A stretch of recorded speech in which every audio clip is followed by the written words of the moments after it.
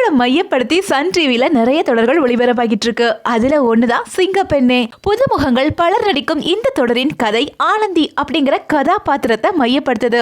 கிராமத்துல இருந்து தனது குடும்ப சூழ்நிலை காரணமாக பணம் சம்பாதிக்க சென்னை வரும் ஆனந்திய சுத்தி நடக்கும் காதல், நட்பு, போராட்டம் என எல்லாத்தையும் பேசுறது மாதிரி இந்த கதை இருக்கு. இப்போ ரீசெண்டா சிங்கப்பெண்ணே அவங்களுடைய ரசிகர்களுக்கு ஒரு பெரிய ட்ரீட்னே சொல்லலாம். ஆமா, ரசிகர்கள் எப்போ அழகன் யாருன்னு தெரியும் அப்படின்னு எதிர்பார்த்து காத்துட்டு இருந்த தருணம் இப்போ நடந்துட்டு இருக்கு.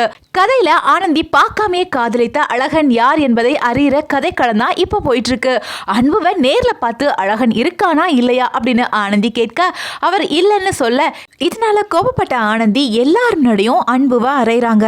இப்படி ஒரு பரபரப்பான ப்ரோமோ வெளியே வந்து ரசிகர்கள் மத்தியில ஒரு ட்ரெண்டிங்கா போயிட்டு இருக்கு. அடுத்து என்னதான் நடக்க போகுது அப்படிங்கிறத ரசிகர்கள் ஆவலுடன் எதிர்பார்த்துட்டு இருக்காங்க. கண்டிப்பா கதை இனிமே தான் சூடு பிடிக்கும்னு நினைக்கிறேன்.